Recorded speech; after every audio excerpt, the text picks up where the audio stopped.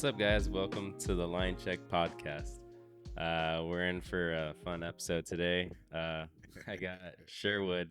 I even know your last name is. It's Susan Kari, but everyone just knows me as Sherwood. It's become one of those like Prince things. Like nobody knows Prince's actual name, and nobody knows. Everyone just thinks it's my last name, so everyone's just like, "Yeah, Sherwood," you know. Yeah, Like, I thought that too. yeah. So, who is Sherwood? What do you do? Dude, as of right now, I'm under NDA for a couple things that I can't talk about. But I am working on a book. It is written. I'm shooting the photos for it. It's a cocktail book. And then I have a meeting. When I was thinking of when I was thinking about a book, I was like thinking of like you on the front cover of like a biography. Dude, how great it was.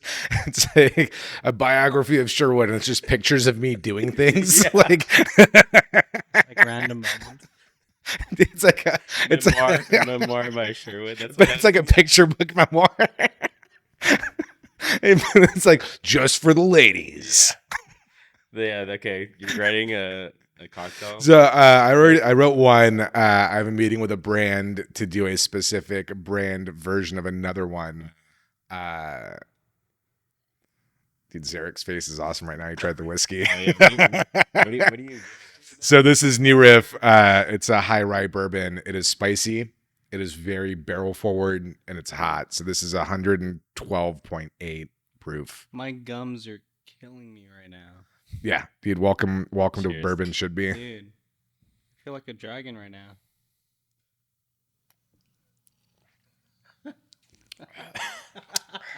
That's delicious. I don't know what you guys are talking about. like breath is fire? No. Yeah. I'm just on that It is very good. I got a lot of cinnamon notes in there. Like cinnamon, Yeah. tons of caramel, Yeah. honeysuckle. Yeah. Tasting high proof bourbon is really interesting, man. It's uncut. It's straight from the barrel. There's nothing else added to it. They don't even water it down with anything. I like it. They just dump it out of the barrel and it goes into the bottle. This is gonna be fun. Yeah. So back to the book, dude. Yeah. So it's a cocktail book. Working on another one. Before that, obviously, I was a bartender for almost a fucking decade. Before that, I worked in kitchens for like 6 or 7 years, just farting around from place to place, like learning shit. Yeah, you just had a pop up. Right. Yep. Right before you did. Oh, we can't. Yeah. Yes, you can see Right. that. I'm wearing a new shirt. Yeah. Yeah. I had mine the night before you had yours. Yeah, and it was called Tuna Party. Yep. Tuna party. Because why not, dude? Fuck it. Yeah, because you're a fisherman. Yeah. I do catch a lot of fish. And how much tuna did you catch for this pop up? Technically, I didn't catch any of them. Oh, cool. Yeah, I fell asleep on that entire trip, and somebody just gave me a bunch of tuna. So it was like, because technically, if you catch the fish, you can't resell it. But if somebody gives it to you, then you can do whatever you want with it. So then it hits like gray area. Got it. Yeah, but technically, I slept through that entire trip. It was a 2-day trip, and I just like slept the entire time, dude. It was wild. It's never happened before. Really? Yeah. Dang. I feel like I always fall asleep on a boat. I don't- Like there's like a lull part, and then it's like this. I think like too much sun, and it's like go to sleep. Well, dude, it's crazy because it's like this was like one of the rougher trips. We went like 110 miles south, right? Normally the tuna are right around like 50, 60 miles south. So they're not too far away. It's like Rosarito area. You're about like 30 miles out from the beach. So it's not too far away. These guys were about 100 to 110 miles south. And the waves were fucking ripping, dude. Like you'd hit the peak of the wave. When did you go? Like last week? Or something? This was like 2-3 weeks ago. You'd hit the peak of the wave, and then you would hit the trough of the wave, and then the next wave that was coming was above the top of the boat. So you were just getting tossed around out there, and it was like pretty fucking cold. You know, it was like 60 degrees. So I get out of those like super warm, comfortable bed, and it's just like just see a fucking wall of water. I'm like, nope, Dang. I'm just going back to bed. Like, absolutely not. I've never been on a boat like that before, in that kind of condition. It happens a lot more than you would think. That was all last year was like that. The year before was like glass flat and it was beautiful. Like we'd go on I think I took like 6 or 7 3-day trips last year, and it was just super glassy the entire way through, and it was awesome because I'd be able to just go out there.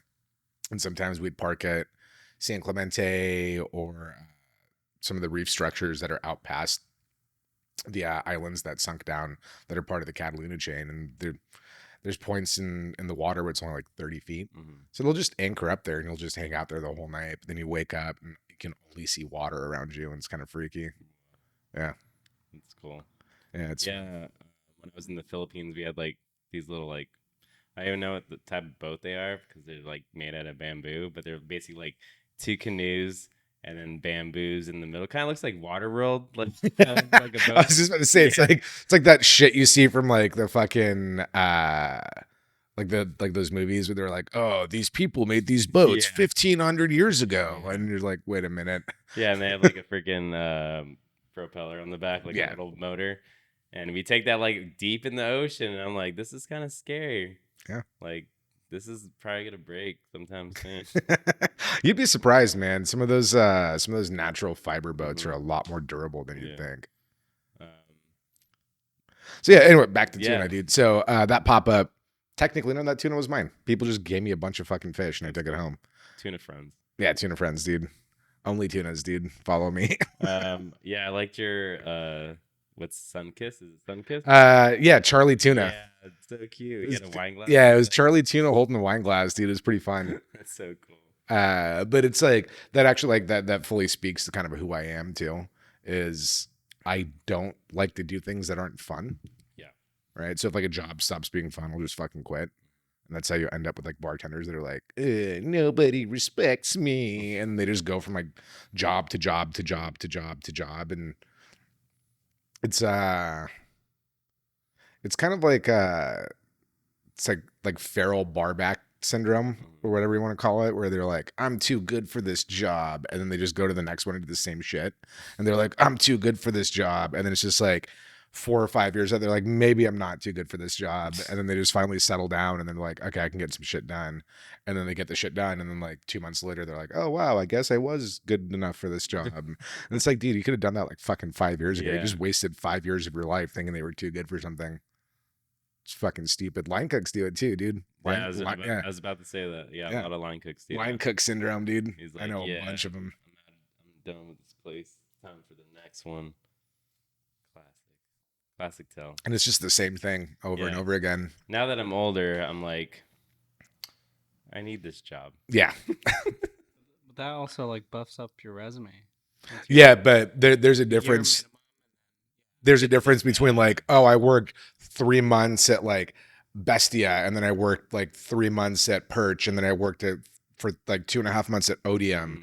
And it's like, yeah, all these places are great, but it's Yeah. like there's a reason you Like, only you lasted couldn't 10 stick weeks. it out. Yeah. Yeah. I mean, Bestia like churns out people. Oh, Like, it's a fucking meat yeah. grinder, dude. It's a meat grinder for like the entire staff. Mhm. Yeah. And they And- all get paid like minimum wage. Yep. We all know why, but nobody talks about it. Yeah. But I'm sure it'll be a fucking like article fucking blowout like horses was. And that was a whole fucking thing, dude. You know about horses, Eric? No, what is it? Oh my god, dude. What's- Holy shit. So it was this restaurant up in LA called Horses. Mhm. And apparently Okay, it's a place that Jeff Bezos and Jay-Z bought out just to have dinner for two. Yeah. Oh, hell. Just a Like, place it's- that. yeah, it's a baller ass place, dude.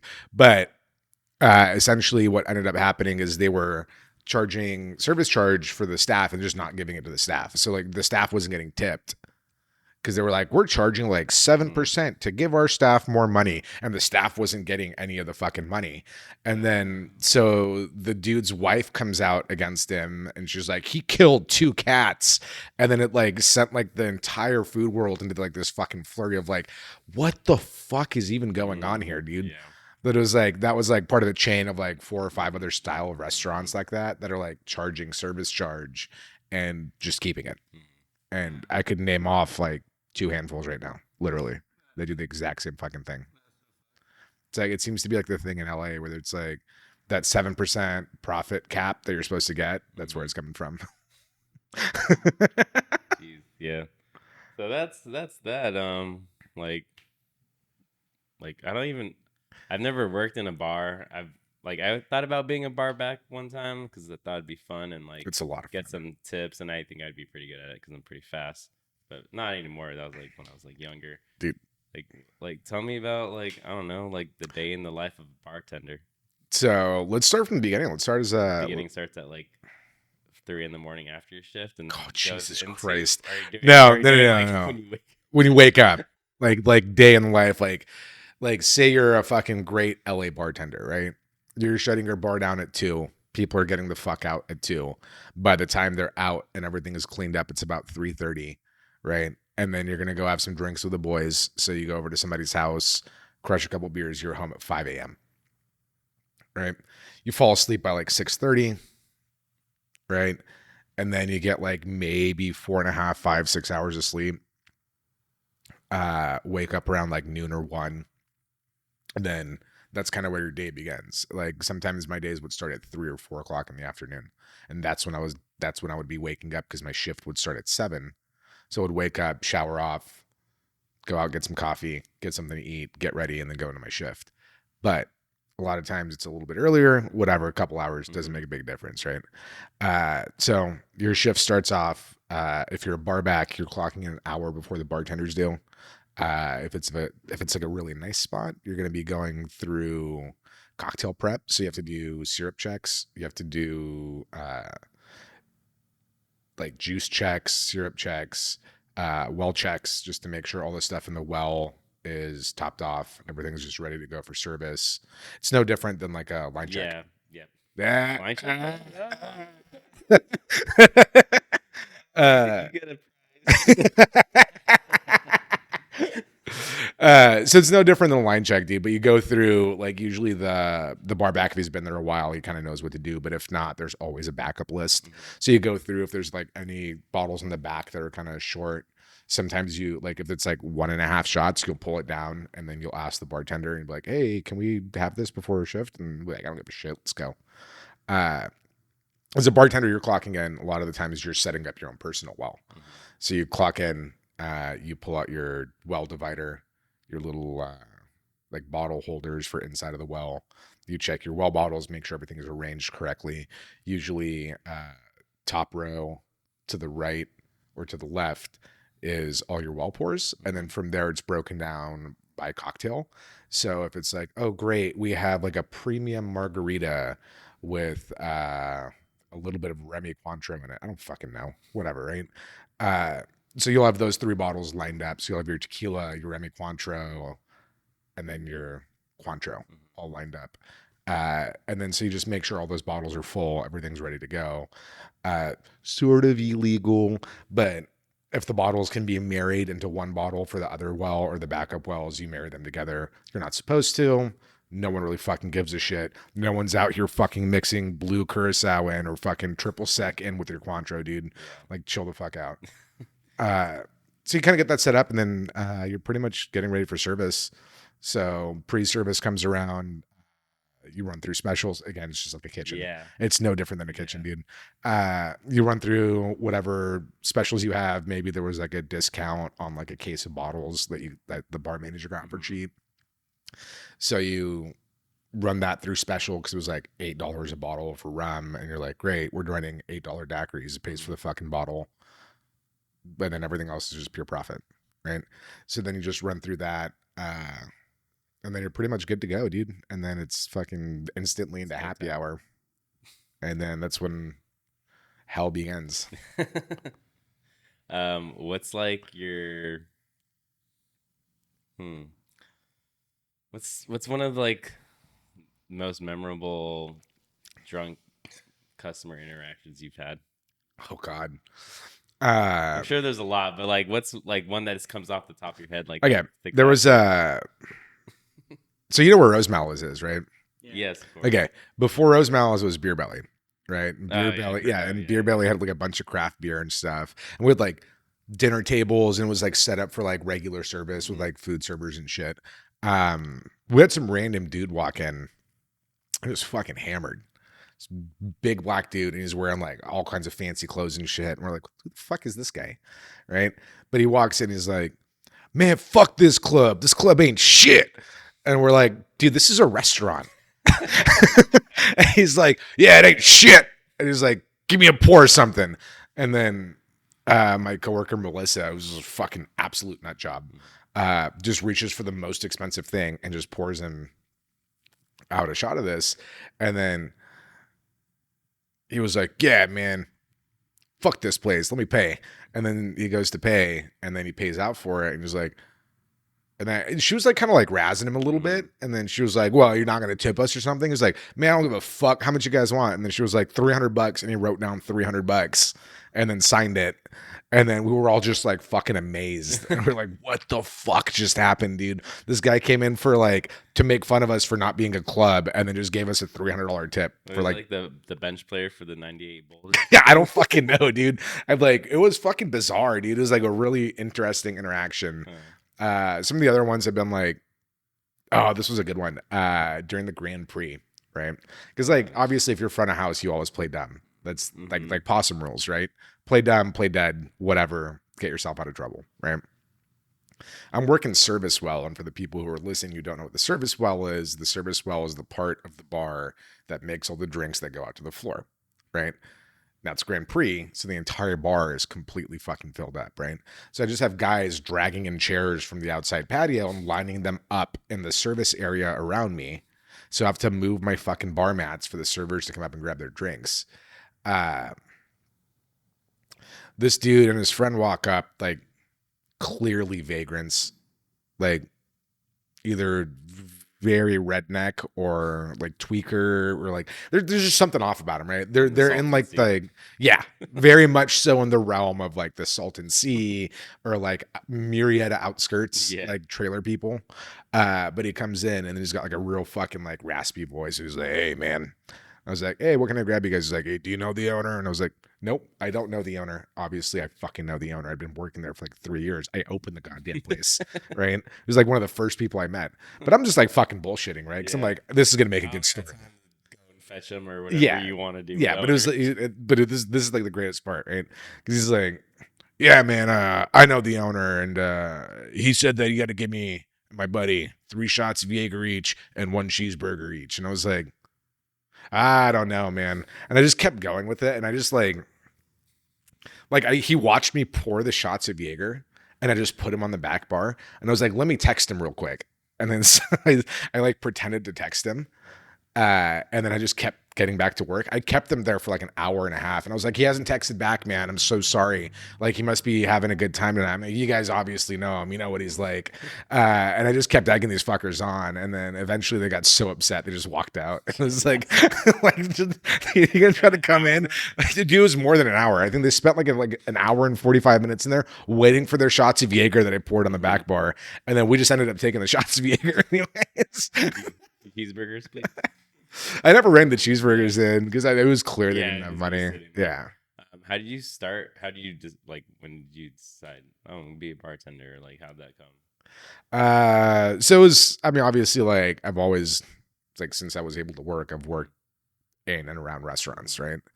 Kind of happened around my 25th birthday. No, a little bit 24th birthday, I think. Because it's been about 10 years. So 24th birthday. My friend took me to the exhibition room. And for those of you who are listening that don't know, the exhibition room is a speakeasy built into this place called Roxanne's, which was kind of like one of the first like major craft bars in Long Beach. So at this point, I was like, I had just left working at restaurants and I was like driving Uber. Because it was like there was still like a $35 an hour guarantee. So if you hit like 10 rides in one continuous go, they would offer you like $35 an hour. And I was like, dude, this is awesome. Like I can just go work 10 hours and I make $350 and then people just give me cash tips all day. It was fucking sick, dude. Yeah. Heyday. Yeah. Like this is like right in the beginning. It was like where like things were still good. Yeah. And then she was a writer. Like she wrote about food and drink and stuff. And she was like, hey, I need you to go back and get some photos on Monday. Like I texted the bar manager. He said he'll be there Monday. So I show up Monday to take some photos. And then I just kind of asked them, I was like, hey, I've always wanted to work in a bar. Do you guys need help? And they were like, yeah, just show up Thursday, dude. And that was it. And they're like, just dress like you're from the 20s. And I was like, God damn it. It's fucking cheeseball ass shit. So I dressed like I was from the 20s, and I worked the door for like 4.5 weeks, and then I finally worked my way behind the bar. And I would work the door and bar back and run drinks. And then eventually they got rid of the cocktail waitress, and then it was just me and the boys back there having a fucking blast, dude. Nice. Yeah. I never got to go there. It's still open. Yeah. It's still there. Yeah, it's still there, I'm man. Actually, house sitting like right next to it. Maybe Yeah. I should go tonight. It's what, Sunday? Nah, they're Yeah. not open. Ah, Yeah. never mind. They do Monday industry nights though. I think most Mondays. Monday. Yeah. Before. That, speaking of places that like churns people out, every great bartender that's gone on to like win big prizes and shit has worked there at some point. Not really. Most of the bar managers that you'll see that are like working at like big places, if they're from anywhere around Long Beach, like they probably worked at Roxanne's. So everybody knows that Fernet is the shot of choice when you get off your shift. And I know you know the history behind it, and I'd like you to explain like how this came about. Okay, so to the extent of my knowledge, the whole Fernet thing started in the early 2010s out in San Francisco. San Francisco has a big Italian population, and it was kind of just always there. Also has a big sailor population. So all these bartenders, because like nobody was drinking it, right? And it was like the Gallia. Have you seen those Galliano bottles? Like the super tall ones that just sit on the back of the bar and nobody fucking drinks it. So they were like, hey, this kind of tastes like shit, but it makes me feel great. So I'm going to like force other people to drink it. Right. So they would just like send over shots to their friends at other bars and restaurants. And then it became a challenge. And then the whole challenge thing was like, oh, can you stomach Fernet? And then that kind of like kept spiraling and spiraling. And then eventually in 2014, they released the first set of Fernet coins. And the Fernet coins were military style challenge coins based for like one side was the city and it had a design on it. And the other side had the Fernet Branca logo on the back. And that kind of just like it became the bartender's handshake. That's how you would go to a different town and let a bartender know that you were a bartender. Be like, hey man, can I get a Fernet and a soda water on the side? And they'd be like, all right, sure, man. Where do you work, bro? Like you'd always tell. And it's like, I was watching Game Show Network and I was like, that motherfucker in the middle, the beard, that guy's a fucking bartender. And for some reason, dude, you can always tell. I don't know if it's because like the way we carry ourselves or like what's going on with that, but it's. Yeah. I just met a bartender at a bartending competition. And he looked like he was like 37, 38. And by the way, it's like almost July 4th. So there's we're getting some bangers in the background. Yeah. If you're wondering where we are, we're in California. It's just almost 4th of July. Yeah, it's not Chicago. Yeah. Anyways, yeah, but he was only 22. Yeah. I was like, dude, this guy looks so old. Yeah, dude, it's like late nights. I'm fucking 34, bro. Yeah. I look like I'm fucking 50. Like, dude, you look like, I always tell everybody, I'm like, dude, you Sherwood, freaking Oscar Isaac's brother. I get Oscar Isaac, and then the first nickname I ever got behind a bar was Persian George Clooney. So everyone just called me Pergio. That was like the first nickname I ever got. Yeah, I was pretty stoked on that. The grayer I get now, the more like George Clooney-ish I get. Obviously, like I'm trying to grow a mullet, so that's not nice. Like I don't think George Clooney ever had a mullet, but yeah, I mean, yeah. Your boy can hope that he did. Yeah. Yeah. Okay, so back to Fernet, right? Mm-hmm. So the Fernet thing became like this entire thing of like, oh, hey, like I'm the shit. I know I'm the shit. That guy's gonna know I'm the shit. I know he's the shit because we all have these stupid coins, right? And then probably about like 2017, the coins kind of like fell out of favor, but it's like only new bartenders will pull them. So if it's like if you see a fucking coin, it makes like a very specific sound. If you hear the coin slapped on the countertop, then you know it's like it's a fucking new bartender, dude. And then tying into the kitchen people, right? And why kitchen people always drink Fernet. Yeah. It's because they come outside, they see the bartenders drinking Fernet, and they're like, bartenders are cool. I want to be cool. Let's all drink the same thing: Miller High Lifes and Fernets. Mm-hmm. That tends to be like Yeah. And pretty solid dinner. the first time I had it is because my sous chef, he was older than me. Let's go to the bar, Brent, after work. He's like, let me give you 2 shots for Net Brent. Let's go. Oh God. Yeah, he already knows who that guy is. He's about to be on the podcast. And I was like, what the fuck is this? Dude, the Chicago version's worse. Have you heard of Malort? No. So Malort was Swedish medicinal liqueur, and it's mostly like angelica root. So it's like super fucking bitter. Mm-hmm. But they were able to keep producing it during Prohibition because it was technically medicinal, and they could just like get a prescription and just go get fucked up off of Malort. But it's called the Chicago Handshake, and it is fucking disgusting. Yeah. I don't mind it, but they changed the recipe recently. They used to make it in Florida, and the Florida one was like fucking just. It was like if you like deep throated an entire like bottle of uncoated aspirin, and then washed it down with like just the cheapest, shittiest grain liqueur that you could find. It was bad, dude. Yeah, I want to throw up. Yeah, it's nothing like this delicious new riff that we're drinking. Oh yeah, this is. I don't drink often, but it's always nice when someone brings in some Oh yeah, whiskey dude. or wine. The card bar's full, bro. So We it's just- we like just, delicious. Dude, taking a whiff of this hurts. Take a whiff of it. it's not that bad, dude. Quit being a bitch. No, I am. I own it. So, what's like what are you planning next? You get to do another pop up, cook. Well, actually, you're gonna be popping up at Got Your Back with us in August. Yeah. Yeah. Yep, I'll be doing that in August. No idea what I'm doing for that yet. I have a couple of the Shrek Tiki raves planned. Tell Okay. everybody about Shrek, okay? Everybody, 'cause Shrek is love and Shrek is life. Shrek is life, dude. Absolutely. So for some reason, it's just like I was like, yeah, dude, Shrek's fucking tight. And then I just started sharing Shrek memes with all my friends. And then I was like, and then I saw the Shrek raves happening. And that's like a real Hey, thing. what's the Shrek rave? Are you like dressing up as Shrek? Like everyone dresses up as Shrek and takes drugs, and it's just like a fucking nonstop 8-hour rave. And so they've been kind of like popping up all over the US. And I was like, why don't I just take that and make drinks out of it? And I was like, all right, I'm down. Like let's fucking run it. So I made the playlist. The playlist is like 7 or 8 hours of like Smash Mouth. no, but it's on there. Of like remixed Shrek songs. It's fucking great, dude. And then all the cocktails are Shrek themed. Mm-hmm. So I had like an ogre old fashioned, and it was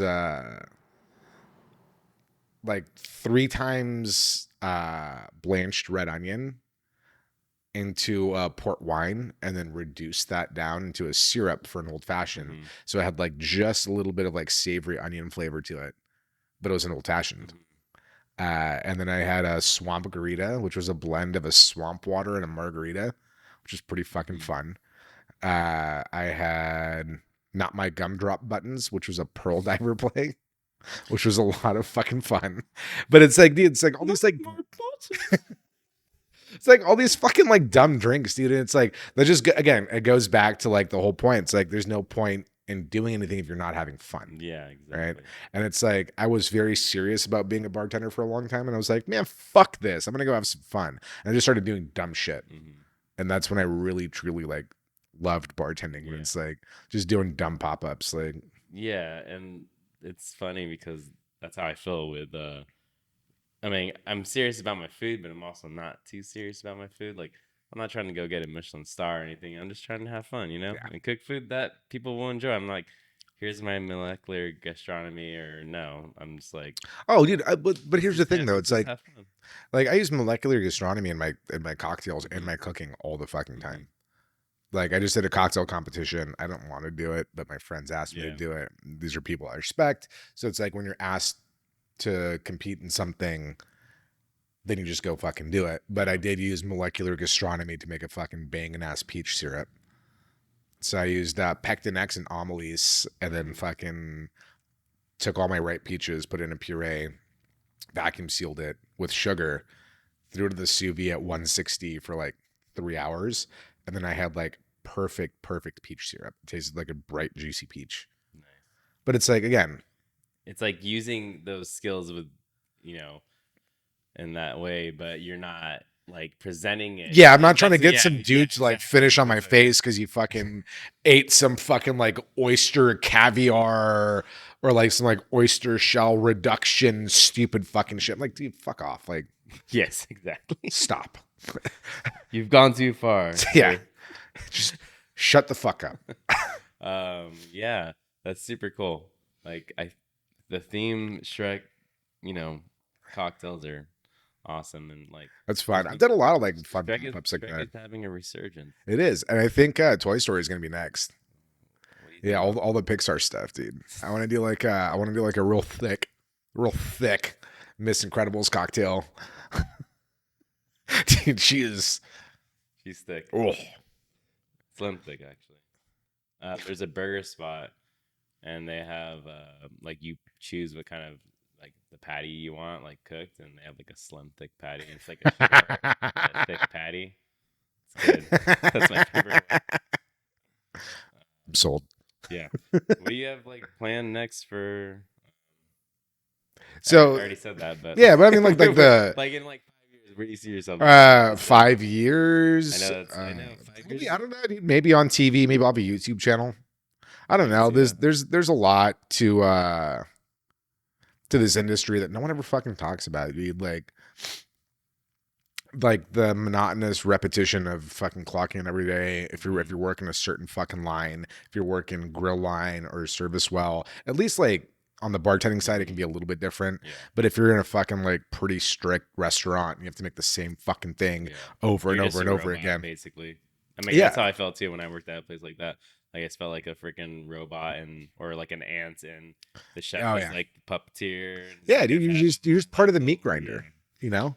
And it's there's a lot more to it than that, you know, and there's a lot of knowledge of accumulated over the years of doing all this.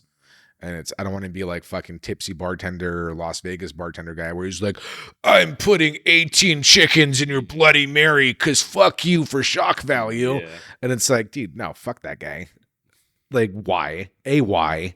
B, what the fuck are you doing, dude? Like, Yeah. you're just make a decent drink. Like, Yeah. just Wait, you said a tipsy bartender? tipsy bartender. And then there's another guy, LV bartender. Okay, what's the one where he does jungle juice? And like the sink and the toilet, that's tipsy bartender. Okay. Yeah, that dude lives out in Santa Monica. I met him a couple times. I just like He also has me blocked on Instagram. I remember watching him back in like 2015, where he like just started, and it was like really fun and entertaining back then.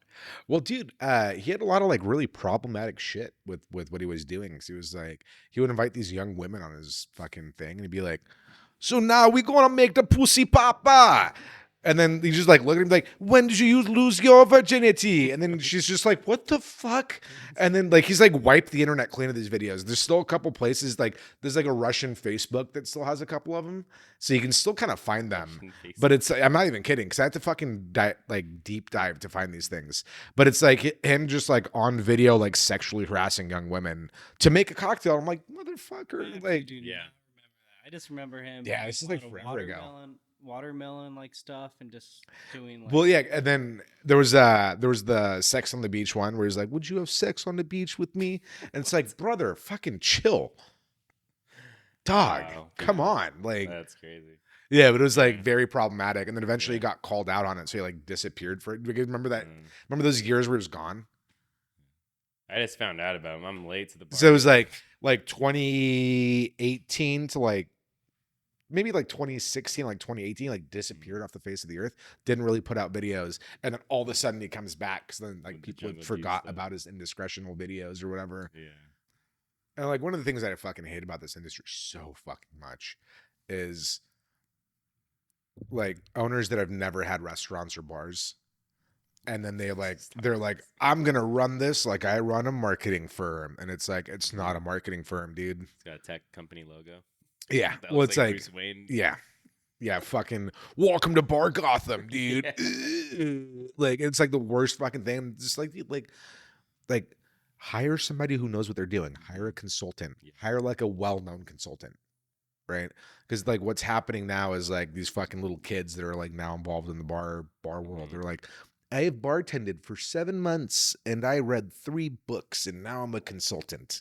It took me fucking 9 years to be able to put together enough of a solid program and enough knowledge to be like, I would be a great person to be able to set up programs. And these kids think that they can do it in like fucking 6 months of bartending and a couple bucks.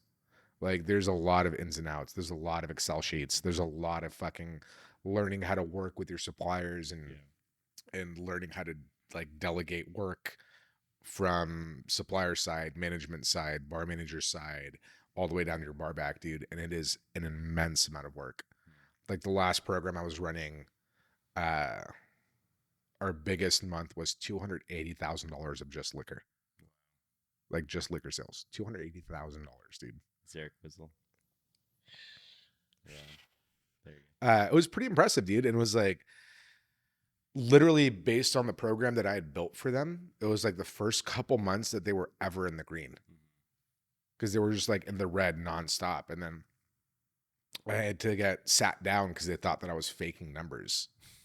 And I was like, what the fuck are you guys like? They were like about to write me up for like faking numbers. And I was like, how do I fake numbers, you fucking idiots?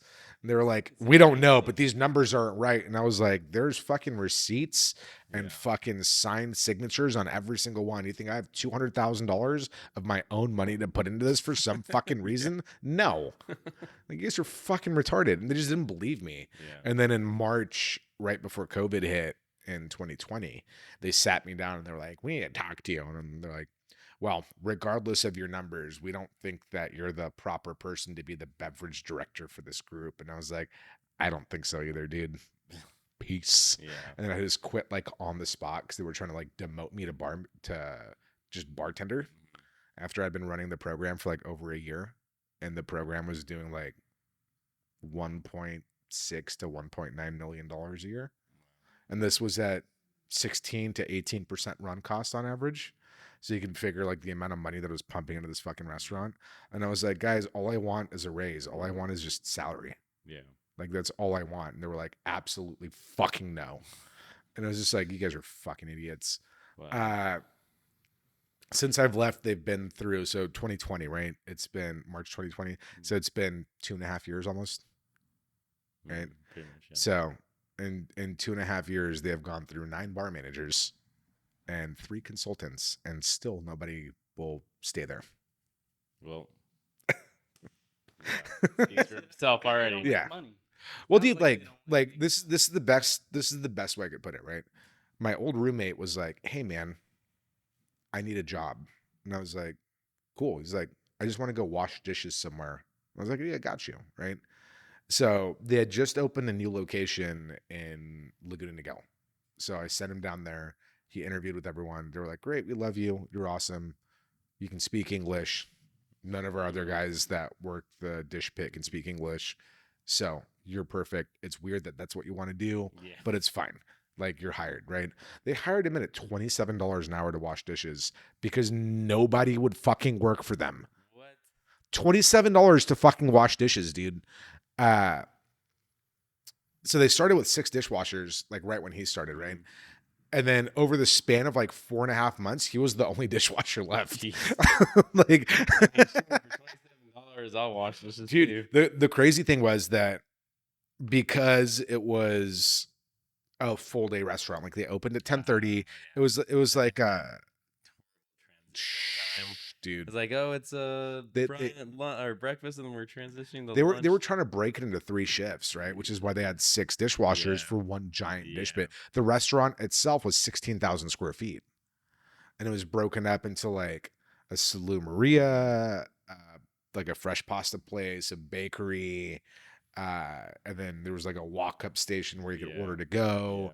And there was like the main restaurant, and they built in like an outdoor bar with a cigar lounge. And it was like a fucking $15 million build out, dude. So it was like fucking intense. But they were working him so much. He was like, dude, he's like, I don't care. He's like, I don't have a fucking job right now. He's like, I just got done with college. He used to work in the Navy. So like he used to be in the Navy and Yeah, he used so to work in the yeah. dish pits in the Navy, and he was like, yeah, dude, it's fucking easy for me. Yeah. But he was working. I think he showed me a paycheck one time, and he was like 168 hours in 2 weeks.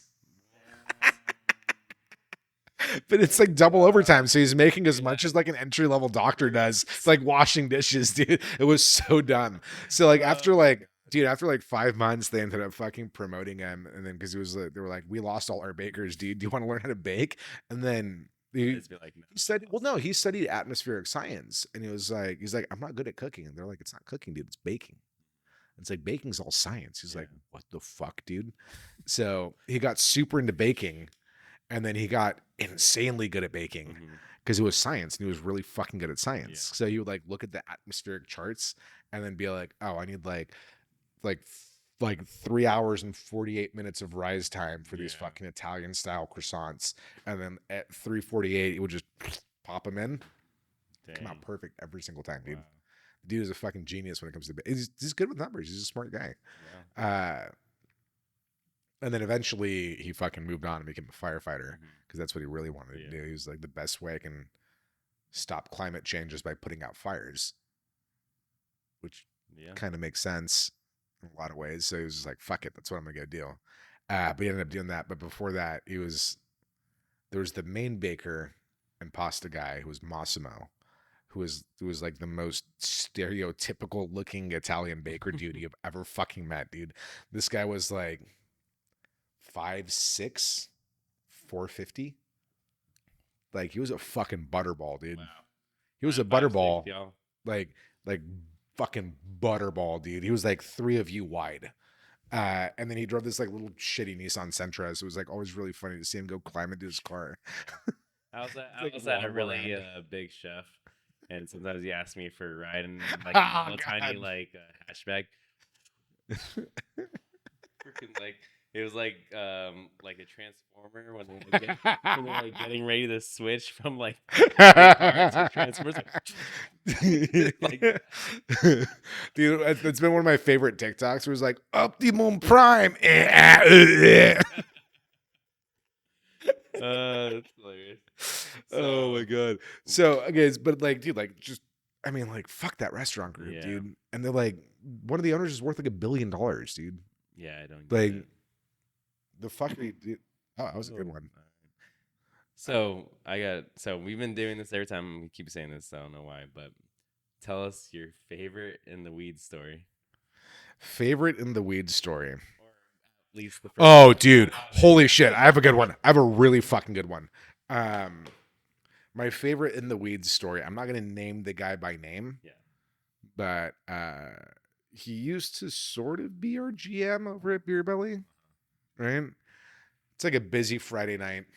We're stacked up. I'm working service well because I'm a fucking degenerate and I always want the busiest station. Yeah.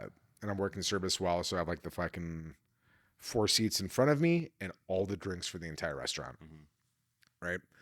I get these like super like fine ass chola chicks that come in, like mas firme, fool. And I was like down as fuck. And like they walk in, they sit down right in front of me, like they make eye contact with me. And at this point, I had like a big mustache, and like my hair was like slicked to the side and back. I was looking good. A little younger, Yeah, little, a little younger, like little firme Sherwood. Yeah, Dude. I yeah. was looking good. I had a flannel on. Like they were like, I feel comfortable sitting in front of this guy. Like they sit down in front of me. They have a couple drinks, whatever. Like the night's moving. The man who is not going to be named, I will tell you off camera. like Voldemort or something. No, you know who he is. Okay, He's generally disliked in Long Beach. got it. But this dude, he's like, sees me talking to these chicks and having a fucking blast. Like I'm just chatting them up, having a good time. They're having a good time. He like pushes me out of the way. He's like, Sherwood, move. I'm like, what? He's like, dude, I have to make drinks. I'm stacked up with fucking like 8 tickets, dude. It's like, no, I'm gonna make these ladies some shots. I was like, dude, it's fine. They don't need shots. Like they're having a good time. Like it's like no fucking big deal at all, right? And then he's like, "No, I'm making them shots. You need to move right now. I'm your manager. You need to move." And I was like, "All right, whatever, dude. Like I'm fucking 7 tickets deep. Like tight. Go ahead." right? So he grabs his fucking tequila or whatever, and then like he like pours the shots out and like shakes them for some reason. The fuck shakes tequila shots, dude. And like pours them out for him, and then hands it to him, and then he's like, "Enjoy your shots, ladies," and then literally like does that. I'm like, "Great, get the fuck out of my well." Right, so I just like shove them out of my well, close the pass back down, and I'm just like fucking like octopus guy at this point. I'm just like 10 fucking arms, dude. Like all the drinks are going out, like just everything's going out properly at this point. I had 15-minute catch up on drinks, but whatever. So he pours in their shots and like goes and like just stands behind them, and he's like crosses his arms, is like standing like hips are forward. And he's like, "So, what are you ladies up to tonight?" And they're like, "We're actually leaving," and they close out and leave. Which is like fucking thanks, dickhead. You fucking dick. But dude, this was also not the first time he did that. Like he did that multiple times. Then eventually we got him relinquished of his position at the old job because of kind of what he was doing. Yeah. He also creeped out all the servers. I mean, like every single one. That's kind of creepy. Yeah. Well, it wasn't just because of that, because he'd just be like just like walk over, like, "So, what are you guys doing this weekend?" They're like, "We don't want to fucking talk to you, dude. You're a dick and you're weird." Yeah. I just think of that movie Now Serving. Manager. Oh, for sure, absolutely, dude. Well, I think that's it for today. Sick. Pour me another one. Yeah. Before we finish off. Yeah, dude. I mean, we can keep going. There's still more to talk about. Do you have any questions for Sherwood? You have any interesting questions for me? You got to figure, dude, I've done like 300 plus cocktail competitions. If there's any questions you have about cocktail competitions, how they work, what goes on during them.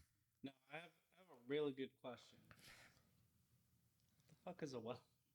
It's a well. What's a well? Okay, so well is... So we're going to do bartending for dummies. And what are well cocktails? Like? Okay.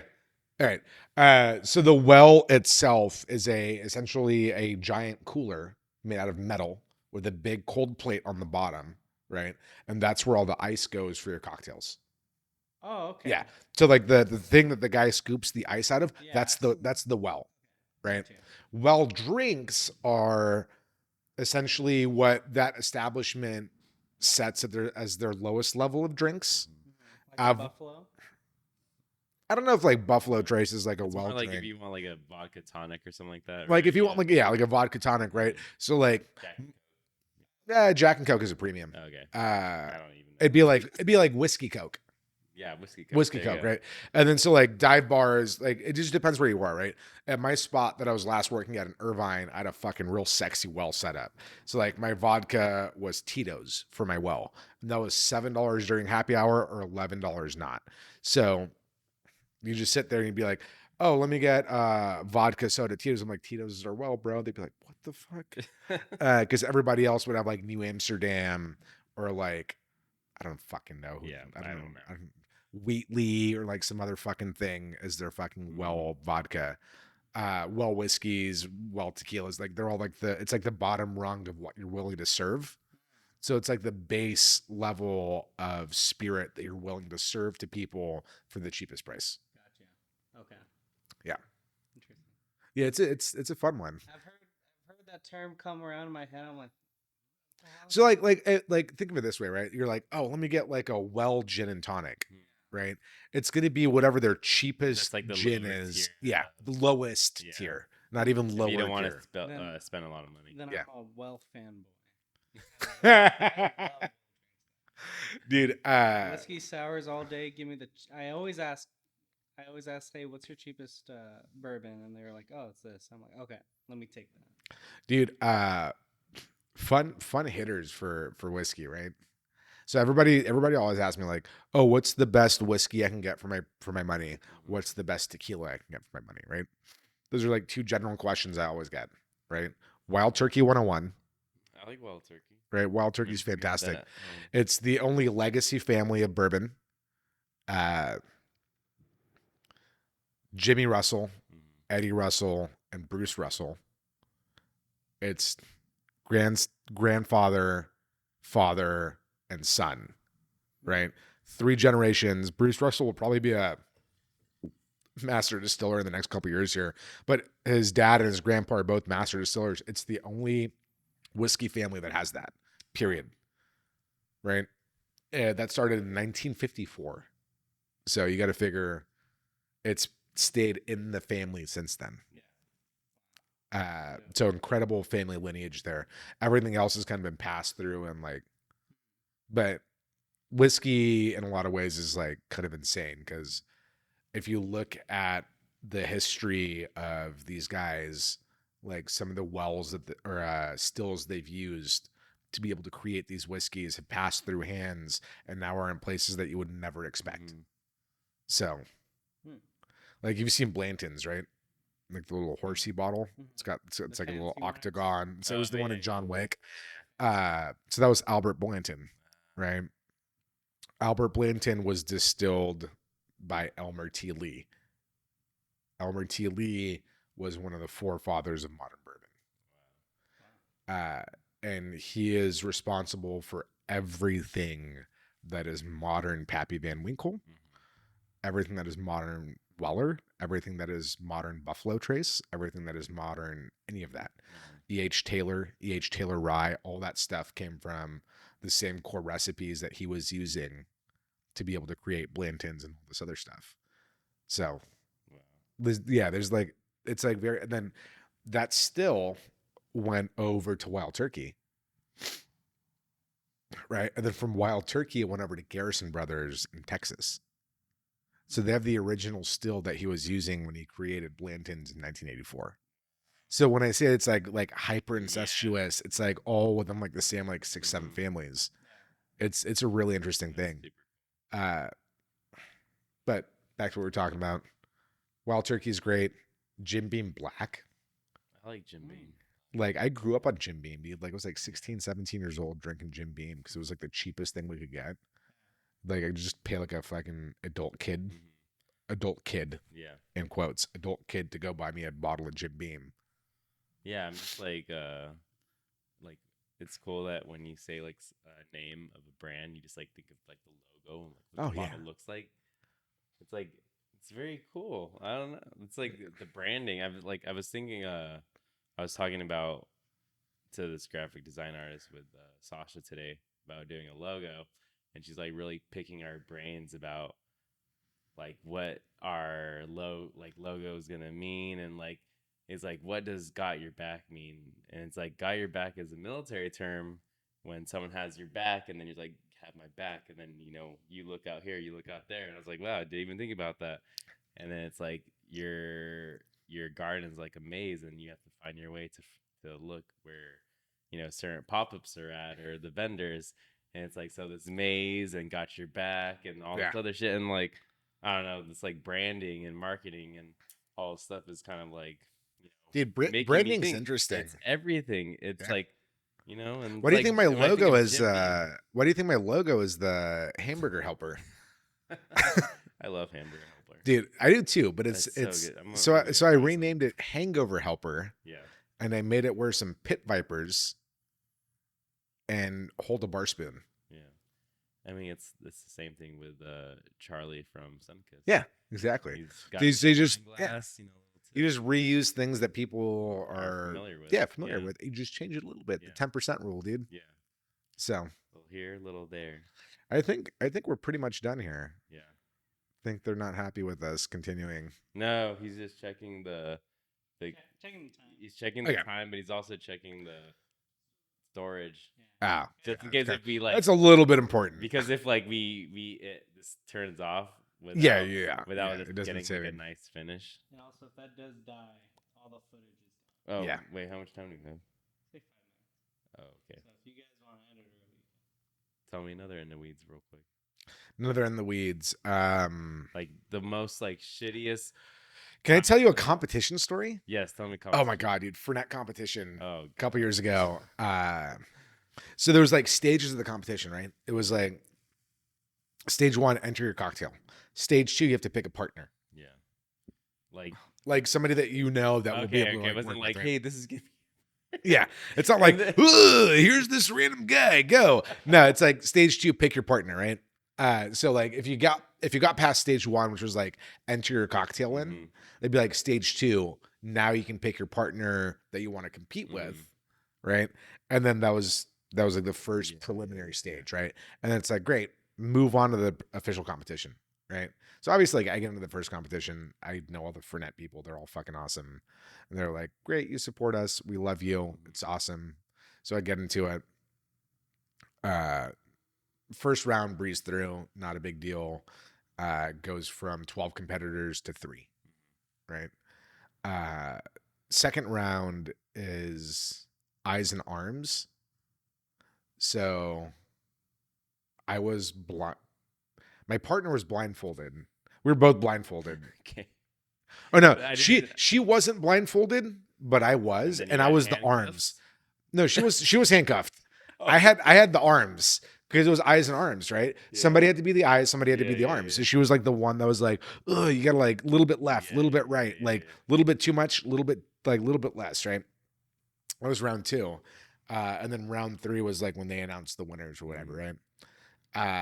And this is just so everybody knows, like most cocktail competitions are rigged. Yeah. Like it's. I mean, I went to one like last week. Everyone voted for one. Yeah. Someone else won. Yeah. So most of them are rigged. A lot of it is like based on the support level the account gives to the person throwing the competition. Yeah. Right.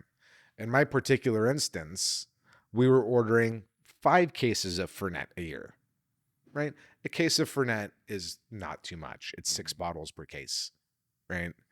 Or in reality, a case is in terms of what alcohol is sold as, a case is 9 liters, right? So if we're doing 5 or 6 6-packs, we're doing 3 9 liters. So 27 liters, not that much, right? These guys were doing like 70. So they're fucking crushing through Fernet, right? So, in all the confidence ever, like the rep, like three weeks later was like, "Yeah, you actually won." It's like, "Fuck." She doesn't work in the industry anymore. I don't work in the industry anymore. Yeah. The other person I competed with doesn't work in the industry anymore. But that's just how it happens. Yeah. Right. I know I have probably won cocktail competitions out of favor. I have lost cocktail competitions because the judges don't like me. Yeah. People pick favorites in this industry. It is what it is. Like outside influence is a lot to weigh in on it. Yeah. Fortunately for me, like I do my best to support as many people as I can. Yeah. And that's always what it's been with me in my life. So it's like, oh, you're having a fun event. I'll try to be there. Oh, natural wine at a coffee shop and it's a fun event. I'm going to be there. Yeah. Like if I'm up for it physically and financially, I'm there. But it's always about support everyone, dude. And it's just like, exactly. Like competitions are nuts, dude. Yeah. There was one that I went out to Kentucky for a week, and that was the most drunk I've ever been in my entire life. Kentucky bourbon.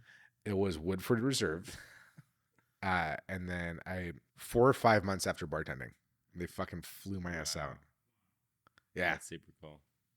Like 4 or 5 months after officially bartending, after bar backing for like 2.5 years, 3 years, just to learn everything correctly. Just fucking go out there, beat my old bar manager.